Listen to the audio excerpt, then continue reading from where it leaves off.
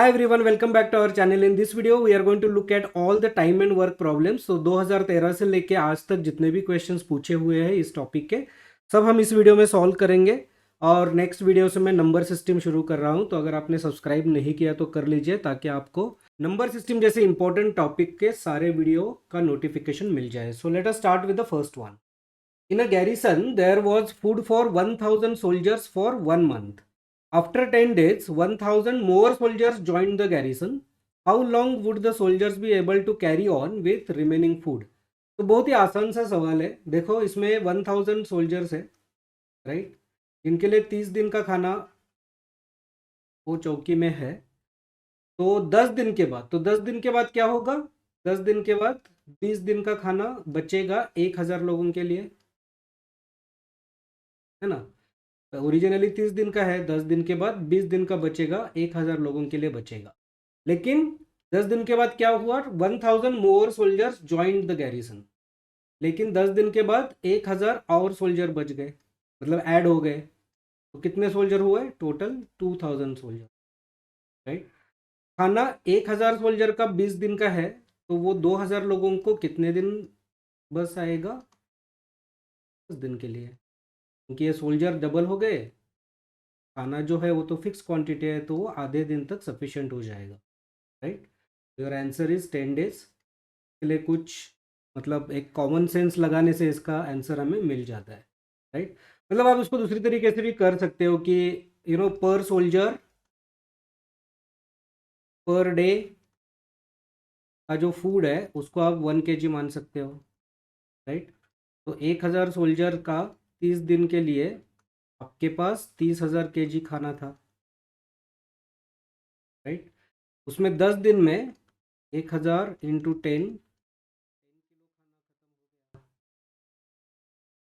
अरे 10,000 किलो खाना खत्म हो गया। आपके पास बचे 20,000 किलो, राइट। फिर ये जो पॉइंट था उसमें 1000 सोल्जर के 2000 सोल्जर बन गए। तो हमको पूछा है कितने दिन के लिए ये खाना बस आएगा। 3000 डिवाइडेड बाई 2000, राइट। अब इसको ऐसे भी कर सकते हो, लेकिन ये बहुत ही सिंपल क्वेश्चन है, आप कॉमन सेंस इसको सॉल्व कर सकते हो। Let us go to the next one.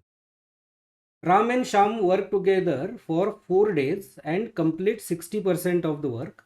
Ram takes leave and then Sham works for 8 more days to complete the job. How long would Ram take to complete the entire job alone?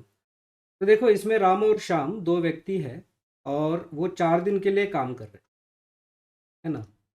ये 4 दिन के लिए काम करके 60% काम पूरा कर रहे हैं, राइट। तो बचा कितना? बचा 40% वर्क। ये 40% वर्क जो है वो शाम अकेला 8 दिन में पूरा कर रहा है, सिर्फ शाम, राइट। तो अगर शाम 8 दिन में 40% काम कर रहा है, मतलब 40% वर्क कंप्लीट कर रहा है, तो शाम एक दिन में 5% कर रहा है ना। 40 डिवाइडेड बाई 8, एक दिन में 5% कर रहा है। तो शुरुआत में क्या हुआ देखो, शुरुआत में दोनों ने मिलकर 4 दिन काम किया है, तो शाम अकेला 4 दिन में 5 into 4 20% काम पूरा कर रहा है ना। मतलब ये 60% काम जो हुआ है उसमें से 20% शाम ने किया है। मतलब राम ने 4 दिन में बचा हुआ 40% किया है। तो अगर राम अकेला काम करता है तो complete the entire job alone, मतलब 100% करने के लिए उसे 4 दिन में 40%, तो 10 दिन में 100%, राइट। सिंपल है, 10 days, that's your answer. Let us go to the next one. W can do 25% work in 30 days। तो मैं लिखने चालू करता हूँ।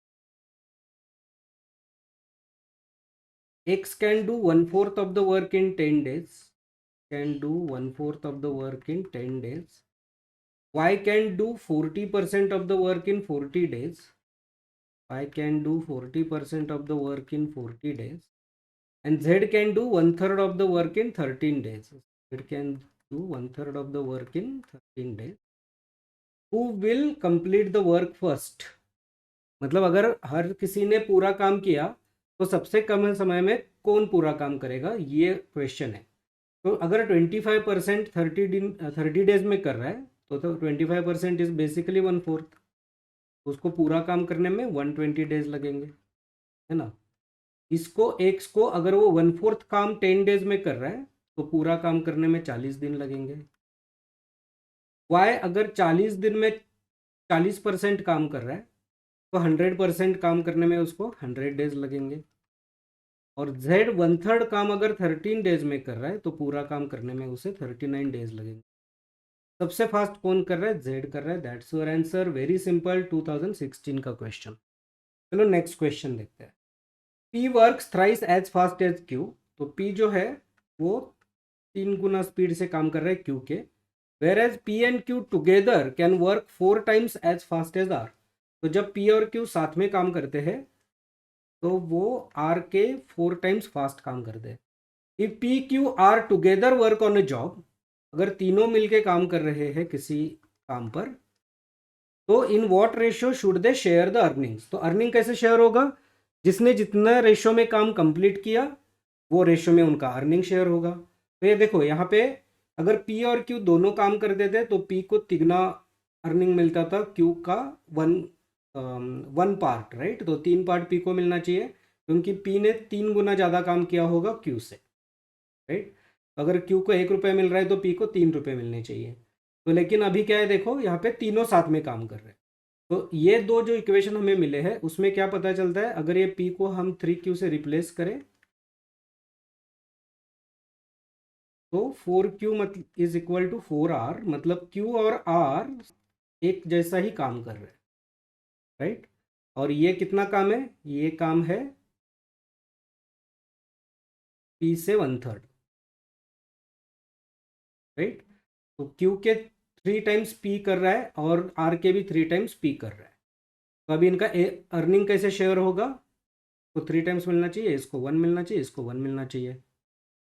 क्योंकि एक वक्त में जितना भी वक्त ये तीनों साथ में काम करेंगे, ये 1 यूनिट काम करेगा, ये 1 यूनिट काम करेगा और ये 3 यूनिट काम, राइट। तो इस रेशियो में अगर वो पूरा काम करते हैं तो उनका अर्निंग भी इसी रेशियो में डिस्ट्रीब्यूट होना चाहिए। That's your answer, option number A, 2017। Let us go to the next one. A man complete 7/8 of a job in 21 days. तो 7/8 जॉब जो है वो 21 डेज में कंप्लीट कर रहा है कोई बंदा। How many more days will it take him to finish the job if quantum of the work is further increase by 50%। तो ये 21 का क्वेश्चन है। तो 50% काम ज़्यादा अगर बढ़ा दिया तो उसको कितने दिन लगेंगे, कितने ज़्यादा दिन लगेंगे ये 21 डेज से वो पूरा काम करने के लिए, दैट इज़ द क्वेश्चन। बहुत ही सिंपल क्वेश्चन है। अगर उसको 7/8 काम करने के लिए 21 डेज लगते हैं तो पूरा काम करने के लिए उसे कितना समय लगेगा, 21 इंटू 8/7, राइट। तो ये बन गया 24 डेज। तो ये पूरा काम 24 डेज में पूरा कर लेगा, right. The man will complete whole work in 24 days. लेकिन now the quantum of work is further increase by 50%। तो उसको जो टाइम लगेगा, अगर ये काम 50% से बढ़ गया तो टाइम जो लगेगा वो भी 50% से बढ़ जाएगा। तो 50% ऑफ 24 डेज कितना आता है, 12 डेज आता है। उसको टोटल काम करने में 24 + 12 36 डेज लगेंगे, है ना। तो ये जो 36 डेज है वो 36 डेज में वो पूरा काम कंप्लीट करेगा जो इंक्रीज क्वांटम है उसके साथ, राइट। लेकिन इसमें 36 ऑप्शन नहीं है। क्यों नहीं है, क्योंकि देखो question, how many more days will it take. तो मान लो अगर आप यहाँ पे 36 ऑप्शन होता तो आप इसको मार्क कर देते और गलत हो जाते। तो हमेशा क्वेश्चन केयरफुली पढ़ लीजिएगा। हाउ मेनी मोर डेज, तो ओरिजिनली उसको 21 डेज में 21 डेज वो काम कर चुका है। तो how many more days, obviously 15 more days, and that's your answer, option number D. Okay, तो ये 21 के बच्चे फॉर्चुनेट थे कि यहाँ पे 36 ऑप्शन नहीं दिया यूपीएससी ने। आई एम वेरी श्योर कि कई सारे बच्चे उसको मार्क कर जाते इतना कैलकुलेट करने के बाद। Okay, always read the question carefully. Answer is 15 days. Let us go to the next one. 24 men and 12 women can do a piece of work in 30 days. है ना, 24 men, 12 women can do a piece of work in 30 days. In how many days can 12 men and 24 women do the same piece of work? अभी इसको उल्टा किया तो कितना दिन लगेगा, that is the question, right.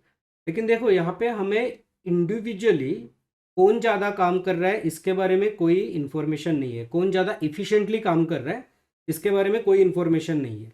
तो मान लो कि एक औरत और मर्द, right, man and woman, they work with same efficiency. तो अगर 24 मैन की जगह, उल्टा लिख दिया यहाँ पे, लिखना चाहिए, तो अगर 24 मैन की जगह 12 मैन किया और 12 वुमेन की जगह 24, तो ये डबल किया, ये आधा किया। अगर उनका इफिशिएंसी सेम है तो फिर वापस 30 डेज लगेंगे क्योंकि वो सेम रेशियो में बदले गए हैं, राइट। अगर मेल की इफिशिएंसी वुमेन से ज़्यादा है, राइट, तो आपने क्या किया, मेल को कम किया और वुमेन को बढ़ा दिया। इसका मतलब आपने लेस इफिशिएंट रिसोर्सेज को बढ़ा दिया, मोर इफिशिएंट रिसोर्सेज को कम कर दिया। तो ऑब्वियसली आपको जो टाइम लगेगा वो 30 डेज से ज़्यादा टाइम लगेगा।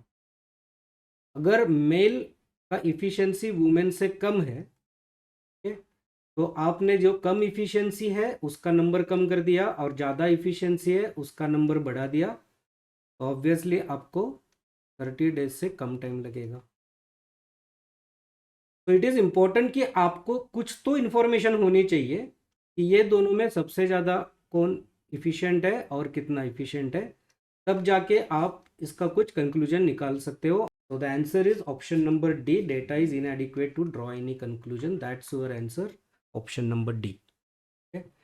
तो या दैट्स ऑल। सो इतने ही क्वेश्चन पूछे गए हैं 2013 से लेके 2021 तक।